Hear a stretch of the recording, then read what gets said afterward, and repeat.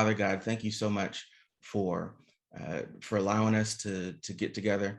God, just for bringing us to this part of the week, for allowing us to make it through all of these days that aren't weekend days. And God, we made it here.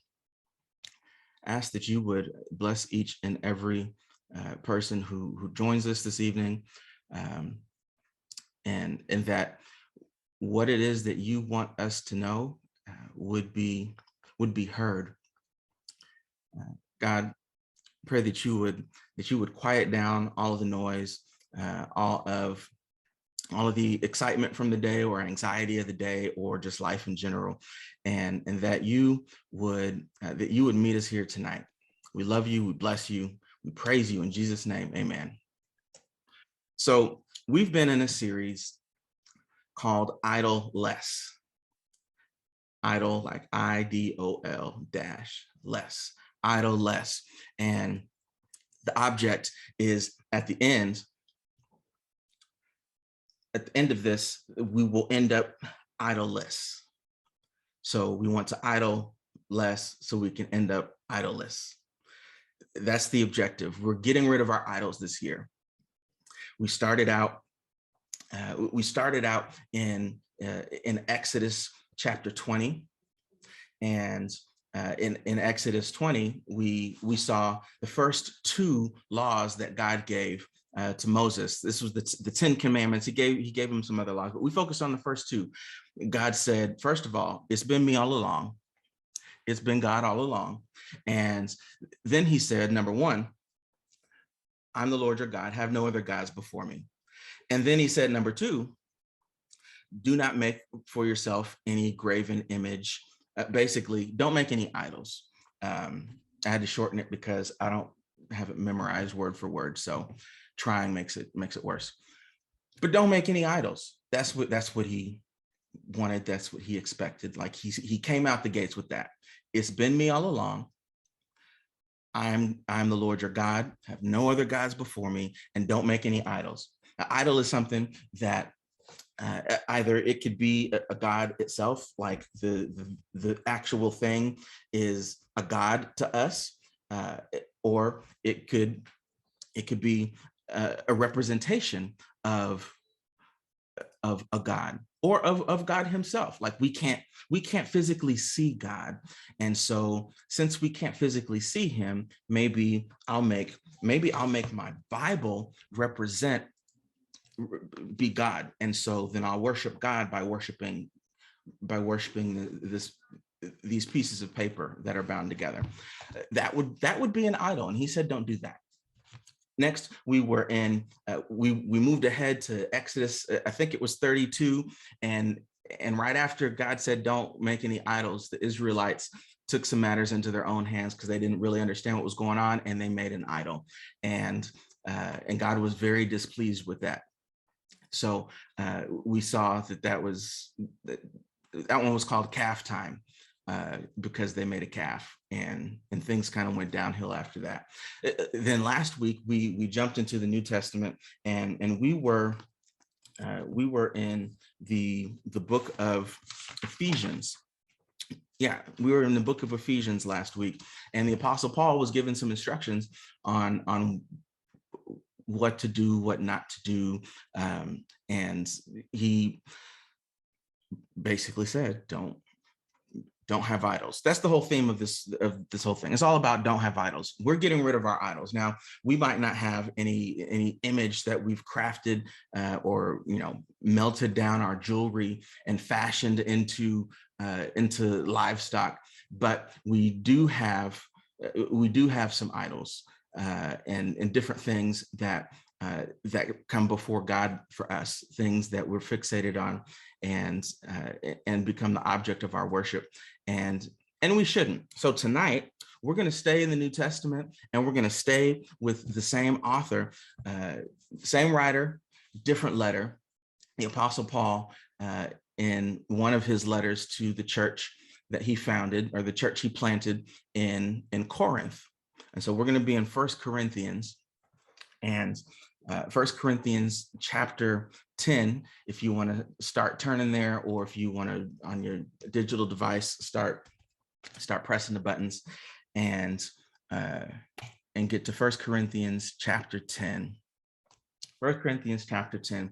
And for those of you who need a title, the title for tonight is Privilege Perfected. That's what we're going to call it.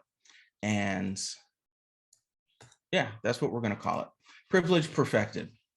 And I'll explain why we're calling it that in just a moment. So 1 Corinthians chapter 10, I'm going to be reading tonight from the NIV, and we're gonna read verses 7 through 14. So I'm going to read it, and then we're gonna do like we do. We're going to get after it and have a wonderful time. 1 Corinthians chapter 10, starting at verse 7, and this is the NIV translation. And it says, do not be idolaters as some of them were. He's talking about the Israelites. I'm not going to read, I'd have to read like 2 chapters to catch you up. So I'll do that in just a second. Do not be idolaters as some of them were. As it is written, the people sat down to eat and drink and got up to indulge in revelry. We should not commit sexual immorality as some of them did. And in one day, 23,000 of them died. We should not test Christ or the Lord. Your translation might say, we should not test Christ as some of them did and were killed by snakes. And do not grumble as some of them did, who were killed by the destroying angel. Verse 11, these things happened to them as examples and were written down as warnings for us, on whom the culmination of the ages has come. So, if you think you are standing firm, be careful that you don't fall. No temptation is overtaking you except what is common to mankind. And God is faithful. He will not let you be tempted beyond what you can bear. But when you are tempted, he will also provide a way out that you can endure it. Verse 14, therefore, my dear friends, flee from idolatry. So again, we called this one perfecting privilege. Privilege perfected. I thought of perfecting praise, which is Jamila's favorite choir album, and we listen to it a lot. And I might find a song to play when we come back after breakouts. Privilege perfected. So Paul, in the couple chapters before this, was explaining how he has privilege as a Christian. He's got Christian privilege, and he's got apostle privilege. And he was saying how there are things that he was like, first of all, I'm absolutely an apostle. And he made his case as to why he's an apostle and certain things that are permitted for somebody who preaches the gospel. And then he said, after he explained all that, he's like, but I don't take advantage of my privilege. I could, but I don't. And this whole conversation, this whole thing came up because people they had been getting mixed up in some idol worship. Some of them by mistake, some of them on purpose. Corinth was a place that was known for its idol worship. They had a temple there, and it was not a temple unto God, but a different kind of temple. And when they would try to summon the gods or whoever it was that they were worshiping, they would play a loud gong. Boom, and that means the presence of, not the presence of the Lord is here. Byron wasn't there. The presence of their God was there. That's what they believed. This idol, this God who they worshiped was there. And that's why Paul said in 1 Corinthians chapter 13 that if I don't have love, I'm just a resounding gong or a clanging cymbal. which means empty, because when they played that gong for this God to show up, well, God didn't show up because the God wasn't real. And so as Christians, if we don't have love, then we making noise, but nothing's really happening. But that's not what we're talking about tonight. They had some serious idol worship in Corinth. Corinth was a port city, and it connected two sides of the known world at that time. It was a trade destination. So lots of different people coming through, lots of different worship practices from a bunch of different places, and people were eating food that had been dedicated to idols. Little background on that from a biblical perspective. The Israelites, when the priest would make sacrifices, all those bulls and everything that they brought and they burned on the altar, there were some that got burned and were completely consumed, but like they didn't just roast all that meat and that was it. No, they ate some of that meat. Well, the priests did. Those who served in the temple ate some of that meat. That was their portion. Whatever the people brought, that was their, they got a portion of it. Well, when people sacrificed animals to false gods, to pagan gods, the Bible calls them demons, says that they're actually demons, they would eat that meat too, because if you start a fire and you put meat over the fire, part of that equation includes eating it. And that's always been true, whether it's a sacrifice or it's a cookout. So people were eating it, and Paul was like, you can't eat the meat because the gods that they're sacrificing to aren't even real. So technically it doesn't even matter. So if you have that knowledge, then yeah, I can eat that. No problem. I can eat that. I can watch that. I can listen to that. Yeah, I know what their intent is, but I know that my God is greater. My God is stronger. God, you're higher than any. Like, I know that. So it's cool. I can eat that meat and no harm, no foul, because whatever. And Paul was like, you're right. So he used himself as an example. I'm an apostle and I preach the gospel, and these are privileges that I have, but I don't use them. And the privilege that Paul was talking about was that Jesus even said that the workman is worth his hire, meaning those who preach the gospel can and should be compensated for their labor. If you benefit spiritually, Paul said this, if you benefit spiritually, why shouldn't I benefit materially for my labor?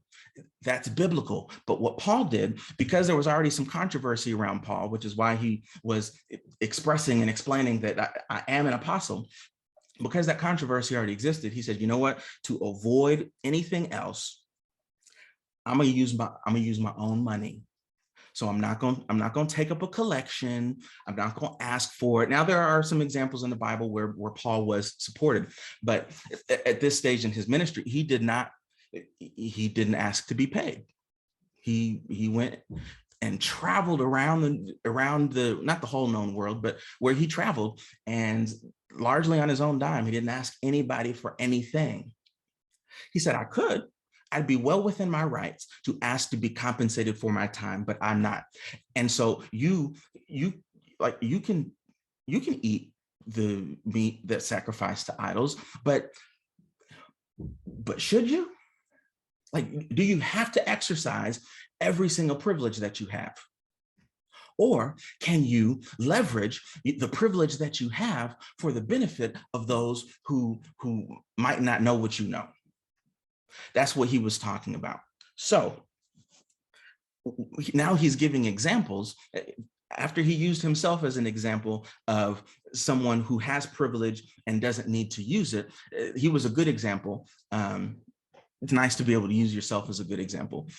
Then he used the Israelites from stories, history that he would have known and that they would have known from the Torah, the first 5 books of the Bible. Exodus is one of those. Numbers, the first 5 books of the Bible. And he explains, like, they had privilege. God had done all of these things for them, just like he's done for us, but they did certain things that that made God displeased because they did not exercise their privilege properly. They imperfectly practiced their privilege, and it resulted in a lot of calamity for them. And most of the things that he explains here, that he highlights, and I'm going to give just a little brief description on each of them so it makes a little sense for us. He points out that it all kind of points back to idols. And that's why he emphasizes in verse 14, therefore, remember, you see a therefore, you know what it is.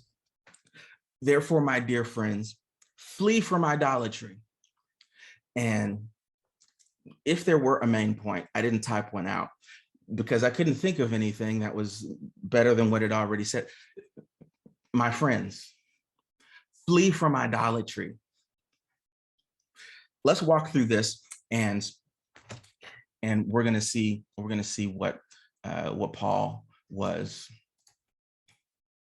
was expressing to them, and what we can gain from the poor example of these idolatrous Israelites.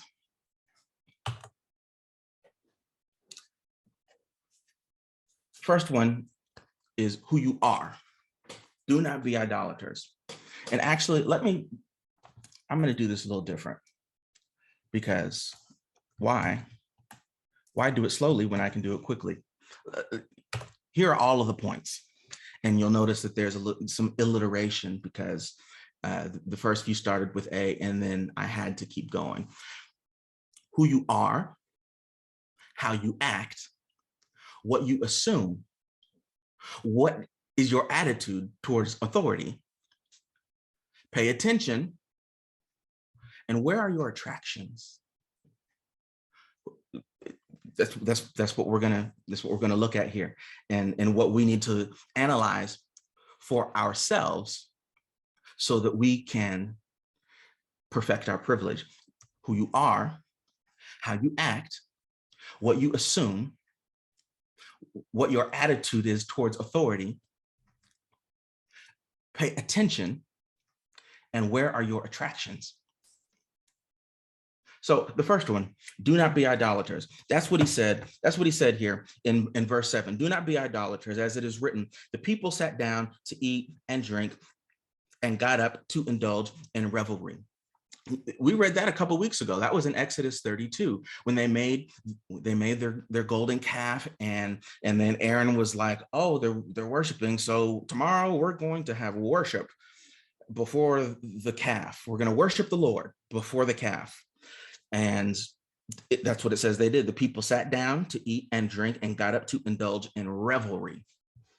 Revelry means exactly what it sounds like, to indulge in revelry. If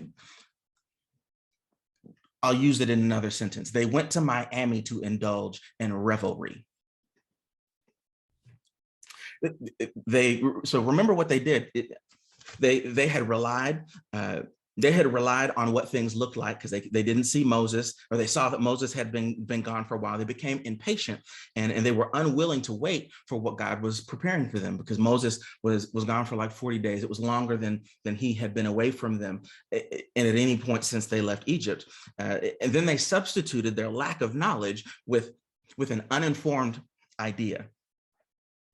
They substituted their lack of knowledge. They didn't know what was going on. We don't know what's happened to this Moses fellow. And so we've got an idea, an uninformed idea, because they didn't know what happened to Moses. And then they worship this idol as if it were God. And that it was bad. It was bad.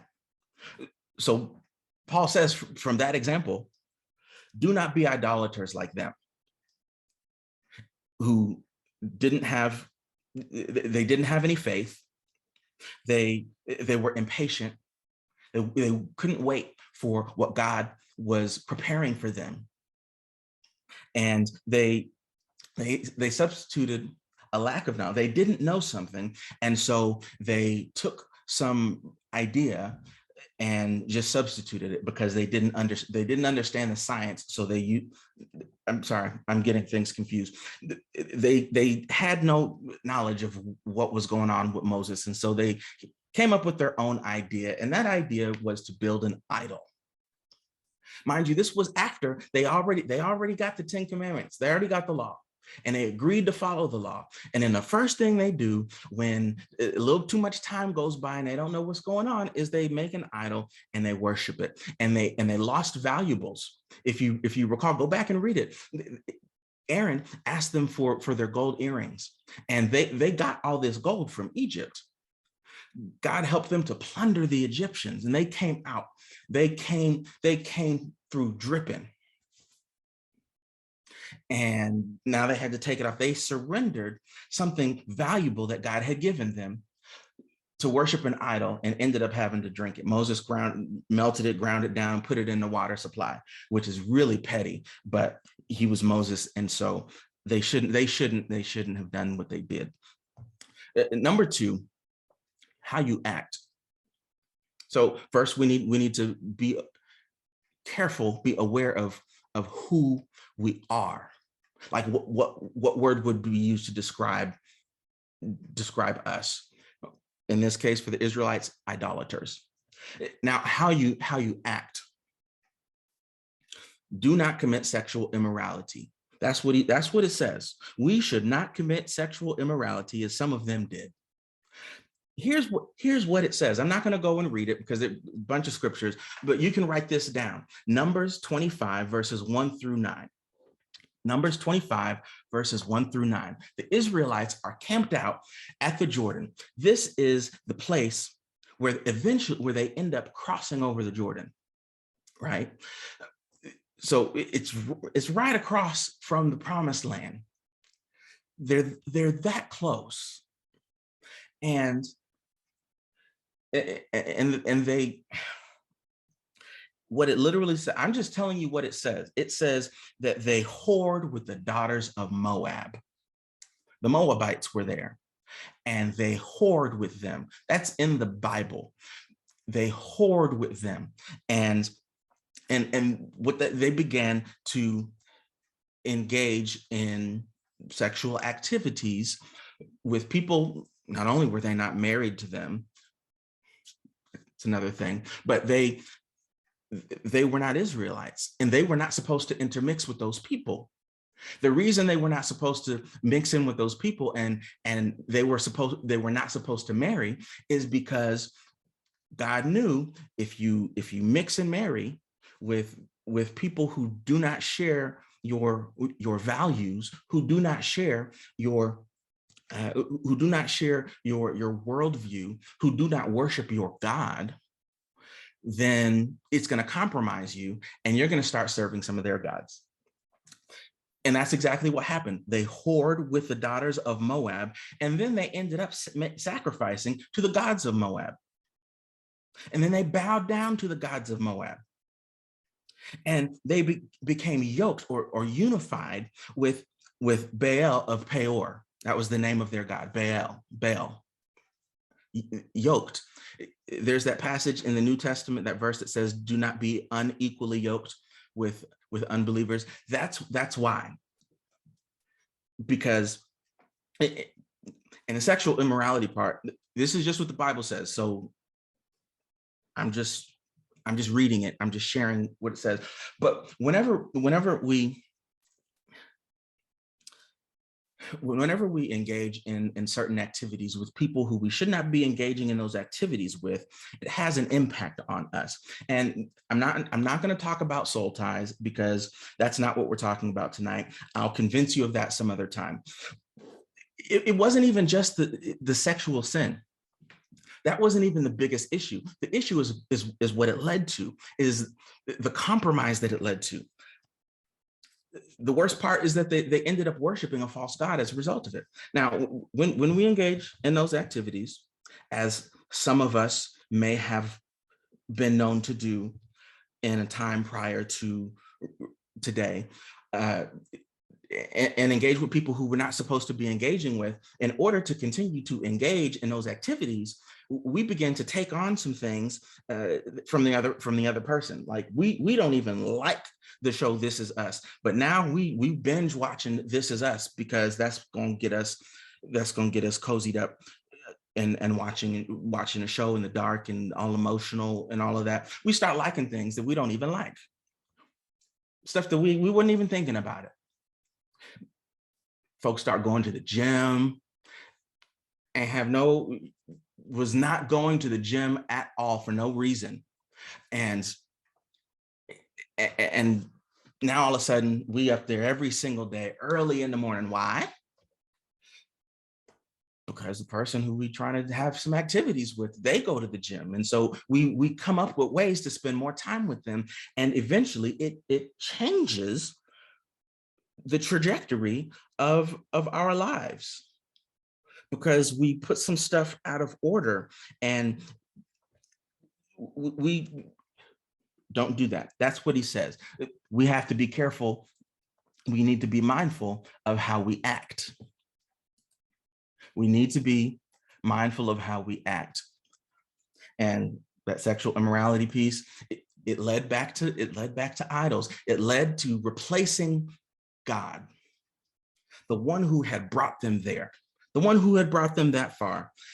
They ended up replacing him because they wanted to engage in these activities. It got so bad. Now, you saw what Paul said, that 23,000 died in one day. In Numbers, it says that a total of 24,000 died. And the last one was some guy, while like God said, take the leaders and hang them in front of everybody. It translated means impale. So like God wanted to make an example. That's what the text says as well, wanted to make an example. And as the people are mourning, because like within their city area, campgrounds, whatever, somebody comes in with a Moabite prostitute.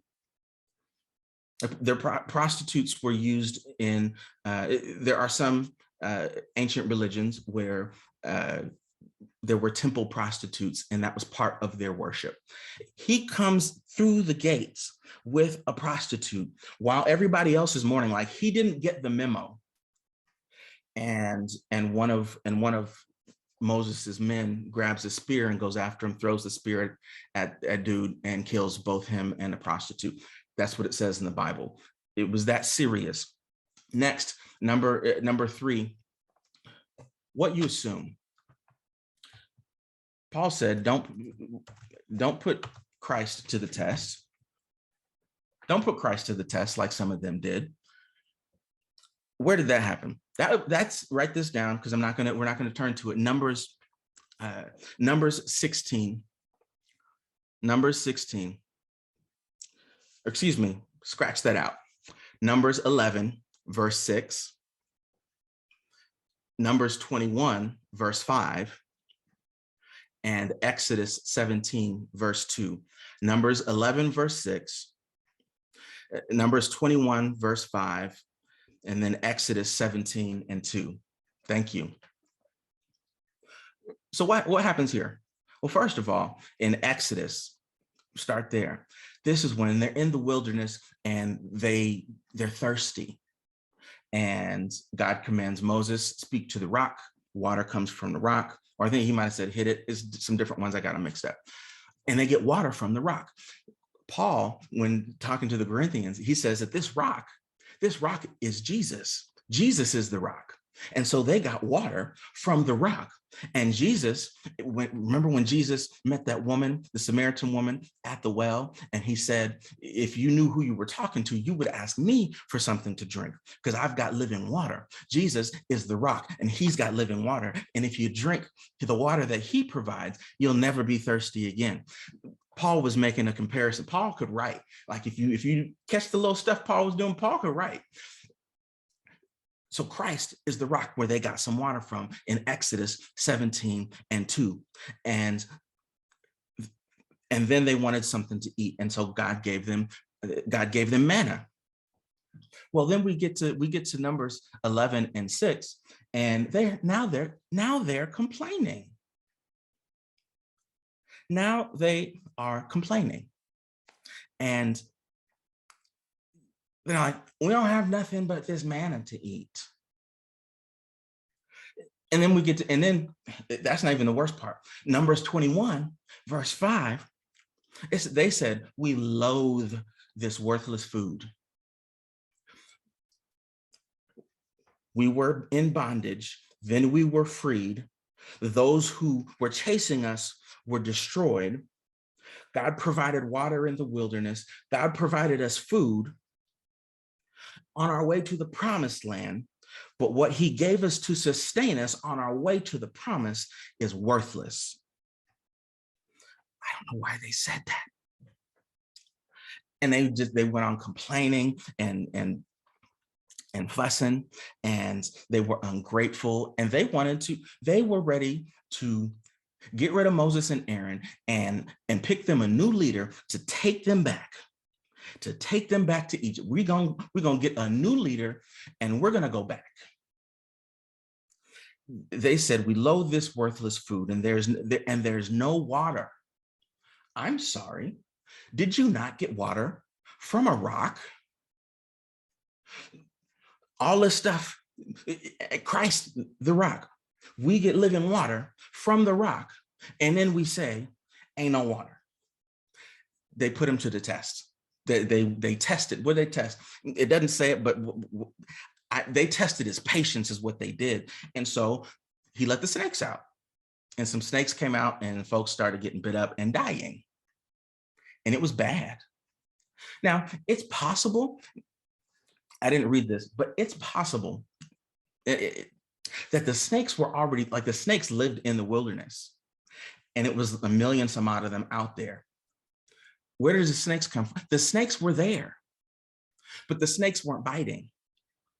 But then when they got to complaining and loathing what God had given them to sustain them and acting like the water that came out of a rock wasn't nothing, the snakes came out. And I wonder, could some, in my own life, not y'all, in my life, have there been times where some type of calamity came upon me that was already there, but God had been holding it back? But because I was so ungrateful and unwilling to do things his way, that he let what was trying to get after me so that I would turn back to him. God will take us through a wilderness and protect us from all hurt, harm, and danger, and provide for us along the way. But we ought not put him to the test like they did here. That's what we got. They made assumptions. What you assume, what we assume God is up to, and they wanted to go back, right? They assumed that God didn't know what he was doing. They assumed that they were lost. They assumed that things would be better back in the bondage that they came from. There was a degree of comfort. Please go back and read this stuff, because I promise you it's better than anything else. It literally says we had fish in Egypt, free fish. And here we are out here eating this. Idols. They were slaves, actual slaves. And they want to go back for the buffet. Idols. Number 4.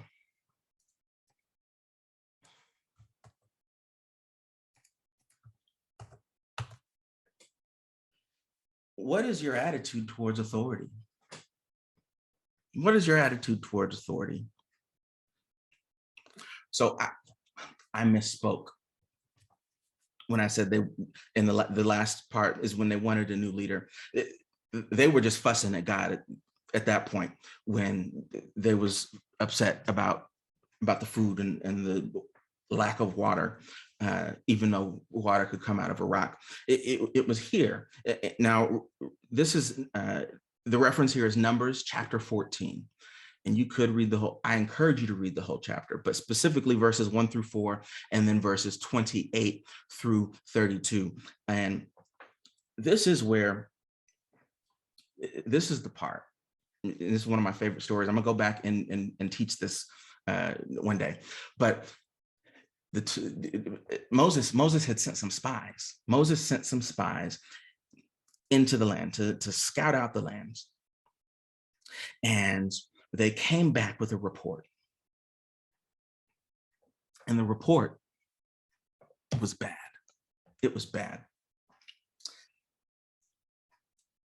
10 out of 12 said, it's not a good idea. Like, look, it's great.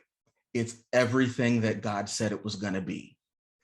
Look at these clusters of grapes. The cluster of grapes was so big that they had to put it on a pole and 2 men had to carry it on their shoulder as proof. Like, it's for real. Like, if I told you about these grapes, you wouldn't believe me. So we had to bring some, but still the people there are huge. Like, there's John, I know allegedly this Moses told us that we were going to be able to go in here and take the land, like that it's ours, whatever, but the people there are too big. Like, to us, we look like grasshoppers. When we look at them, we feel like we grasshoppers.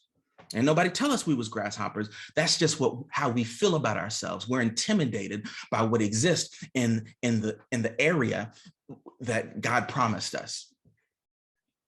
I don't know what God promised you. Use your imagination. I don't know what giants were there that made you feel like, oh, I don't belong here. I'm talking about myself. I really am, because I know myself. Look, listen, there are places I have been, rooms I have been in with people who I should never have met based on my pay grade and who I am to myself, but I'm there. And if I'm there for a reason. If God pulled all these strings to get me into these rooms with these people and to just have his favor shown upon me, because my resume don't match the rooms that I've been in. It don't match. So there's a reason. But I'll look at myself like, I'm not even supposed to be here. So I'm not going to contribute anything because they're going to find out that I don't belong here. So I'm not going to pursue the promise. Just going to go back. The people believed the bad report. And there was two dudes, Joshua and Caleb. They're like, no. We can do this. It's everything God said it was, and we can do this. If God said we could do it, what's wrong with y'all? But the people's like, nah, we're not going to do it. And then they mourned. Have you ever mourned the loss of something you had not lost? Some of y'all might not have experienced this, where you felt the relationship starting to go in a certain way. You're like, it's over. They don't like me anymore. Oh, it's not the same. Oh, they didn't answer their phone. They must be cheating.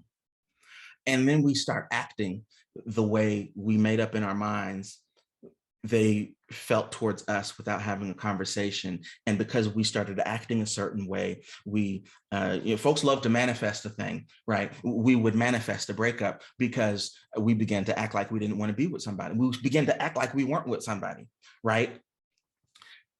The Israelites began to mourn the loss of the promise because the challenge looked too big. And this is where they said, we need to pick somebody else to take us back to Egypt. We need to pick somebody else to take us back to Egypt. And this wasn't even about the fish. They're just like, we're not going after we're not going to apply for the job. We're not going to send the DM. We're not going to shoot our shot. We're not going to apply for the loan. We're not going to create the website. We're not going to make our business Instagram page a public profile. We're not going to write the book. Well, okay, I wrote it, but nobody's going to read this. We're not going to publish the book because nobody is going to read the book if we publish it. So we won't publish it. And that ensures that we won't be disappointed when they don't read it, because we're choosing that they don't read it. And that makes sense. They wanted to go back. And so that's where God was like, fine, y'all will die here in the wilderness. You won't go in. You don't want to go, you won't go. It was like, what's going to happen to our children? And God said to them, your children are now going to have to wait for the promise. They get to go, but they got to wait till you die because you're not going.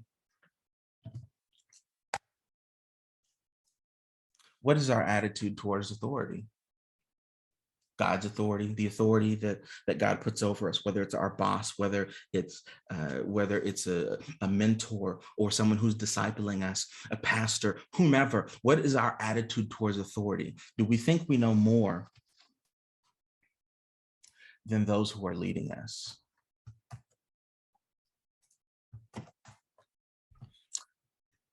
Pay attention. Pay attention. That's what he said. The man said what he said. Verse 11, these things happened to them. Paul is saying these things happened to the Israelites as examples. They were examples then and examples now. Examples then and examples now. Back then when it happened, it was an example to the people who didn't die. Like, what did they do? What did they do? Okay, don't do that. Won't do that. It was an example. But it's also, for us, a warning. It happened as an example. It was written down as a warning. It happened as an example. It was written down as a warning for us because we can read it and we can know what not to do. Again, when we read the Bible, it's important to remember that the main character of the Bible is God. The Bible is not about the people in the Bible. The Bible is about God. The people in the Bible interacted with God. God interacted with them. And things happened based on those interactions and how well the people in the Bible cooperated with what God was trying to work out. And when they didn't cooperate, things didn't work out. When they did cooperate with God and his plan, things would work out. And sometimes, because of his grace and because of his mercy, people would not cooperate and it still worked out because he is a benevolent God. He's a good father. But the people in the Bible are wretched and raggedy. The people in the Bible are a mirror. The people in the Bible are a mirror. It's so that we can see ourselves when we read scripture. When I pick this thing up, I see myself. And the Israelites was wilding because they wanted to do what they wanted to do and not do what God wanted them to do. And the Israelites could have walked across the desert in about 2 weeks, but instead walked around in circles for 40 years because they didn't do what God said to do. They wanted to do things their own way. And that's why the things that they wanted to see happen in their life didn't happen the way they thought God said, because they wanted the promises of God, but they wanted to practice their privileged and imperfect ways and do whatever they wanted to do, but still expect the same result. That's what should happen when we read the Bible. And then we see God. We see ourselves in these people, and then we see God, and it's written down as warning and as example. So we need to pay attention. Pay attention to what happens in the Bible, but also pay attention to what we see happen in other people's lives. But we are not exempt. We are not exempt from the ridiculous and awful things that we see take place in other people's lives. Like when we see somebody like, that wouldn't happen to me. If I did that foolishness that they did, I'd get away with it. Okay, maybe, but you might not, or it could be worse. We have to pay attention, but more importantly than that, we need to pay attention to everything God has done throughout our lives. Because let me tell you something, everything, and I mean everything, from the day that you were born. Every day, every week, every month, every year, each decade, all your life, everything you've been through, you made it through. Everything you thought was going to take you out, it passed on by. We made it. So when things get hard, when the going gets tough, we made it. Do you remember when you cried so hard that you got a headache? You remember that when you had no water left in your body? You cried out all the liquids in your body. There was nothing. You were heaving. It was that bad. It was over. You never again could you go outside and show your face to anybody because of what had happened. Yet at this very moment, you're here. Pay attention to everything that God has brought you through. We got to pay attention to everything the Lord has done, because we got to learn through the experience, learn through what others have experienced, and we got to learn by our own experience. Number 6. Where are your attractions? Let's read this next part. Verse 12. So if you think you are standing firm, be careful that you do not fall. If you think you're standing firm, be careful. Overconfidence can turn into carelessness. When we get to thinking, oh, it can't happen to me. I'm good. I got privilege. All things are permissible for me. I can do anything. It's covered. It's covered under the blood. So I can do this little thing. The chances that Jesus comes back while I'm mid whatever it is I'm about to do, like, the odds are he's not. Historically, it's never happened. So I'm good. I love the way the Authorized Version says it. The Authorized Version says, take heed lest ye fall. I love the poetry. Take heed lest ye fall. Our Apostle Parker says it this way. You need to get up off of your high horse. Come on down off that high horse. Verse 13, no temptation has overtaken you except what is common to mankind.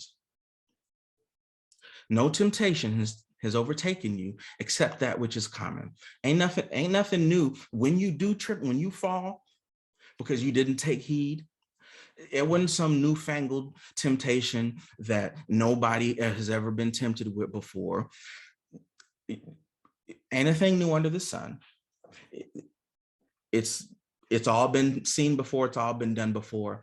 And it's all been tempted before. It's all been resisted before. No temptation has overtaken you, or no temptation has seized you except that which is common to mankind. And God is faithful. He will not let you be tempted beyond what you can bear. Like, God knows how much temptation I can handle. He won't let you be tempted beyond what you can bear. So anytime I am tempted, it's not too much for me not to give in to the temptation. It's not too much. But when you are tempted, he'll provide a way out. There's always a way out so that we can endure it. We are going to turn here. Let's go to James. James chapter 1, verse 13. I want us to all see this real quick. James chapter 1, verse 13.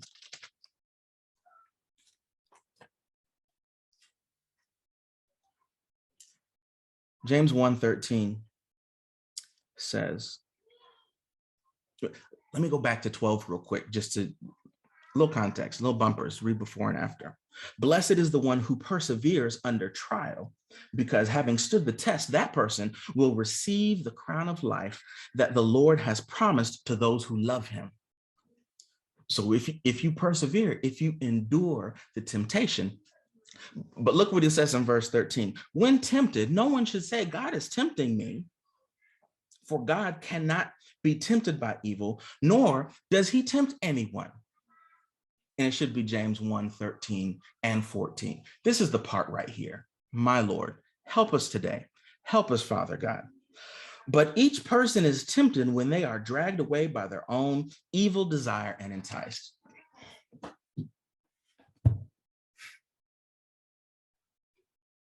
We're tempted by the things that we already have a natural proclivity toward. See, myself personally, I am not attracted to men. I'm not. A lot of people are attracted to men. So a man with a fresh haircut doesn't do for me what it might do for somebody else. That's not my attraction. When I see a fresh haircut, I'm looking at it like I'm examining it because I cut hair, and I love the art of haircutting. It's amazing to me. But if I were attracted to men, then the sight of a fresh haircut might do something to me and for me. And if I give in to that temptation, it's because it wasn't a haircut. I had a thing for the man. It wasn't a sundress. I got a thing for women. It wasn't a liquor. I got a thing for being inebriated and having my judgment impaired. When I'm tempted by what I'm attracted to.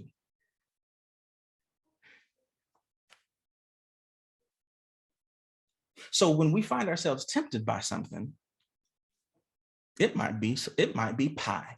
I love key lime pie. It might be Cheesecake Factory. And know full well that the portions are double size and you should only eat half of the entree, especially if you plan on eating some cheesecake. But I love the way the food makes me feel. And so I'm gonna eat all of it. And I ate a whole little half a log of the pumpernickel because the brown bread is the best bread. That's what I wanted. I can't be tempted by things that don't appeal to me already. So we need to know where our attractions are. We need to know what may draw us away, because the thing that may draw us away, the thing that we're attracted to, it can be like that light in Finding Nemo, when they were deep down in the waters, and they just said, "Oh, look, a light! Wow, that's pretty neat. Wow, check that out. Amazing. It's beautiful." And it's attached to a big old fish. And that's what it be like, because we just go after, we just get lured away. But we don't get lured away by the devil. We don't get lured away by the temptation. God's not luring us away. We're lured away by our own evil desires. Like, ooh, I wanted to do that. Ain't nobody accidentally cheat on nobody. We need to know where are our attractions? What are the things that can trip me up? What are the things that can mess me up and might lead me down a path toward idolatry? Because once I've gone down that path and I've got an idol and I have something that I've placed before God that represents God to me, now my judgment is impaired. Like, yeah, God, I know you want to spend some time. I'm going to go to the Bible app in a minute, but I got to see what's trending first. Hold on. Oh, time for me to start work. I missed it. What's the verse of the day? I know Keith posted it. We need to know who we are in order to perfect our privilege, the privilege that we have in Christ to do anything. But to stay away from idols, we got to perfect our use of that privilege. We got to know who we are and not be idolaters. We got to mind how we act. Sexual immorality, that's just one example, but it can lead toward idol worship. What do we assume about God? What do we assume God is up to? What do we assume he is doing? What is our attitude toward authority? Are we trying to check out with authority? Are we trying to write them off the first time or second time when they do stuff we don't like, or they lead us in ways that we don't like because we think we could do it better, even though God didn't put us in that position? And we need to pay attention to what the examples in the Bible show us, pay attention to the examples we see in other people's lives, and pay attention to what God has done in our own life, and be careful, because what we're attracted to is ultimately what can lead us away. What we're attracted to is ultimately what can cause us to have idols, to worship idols, and then do like the Israelites did, turn around and call it God. Look what God has done. No, you did that on your own. Don't put God on that.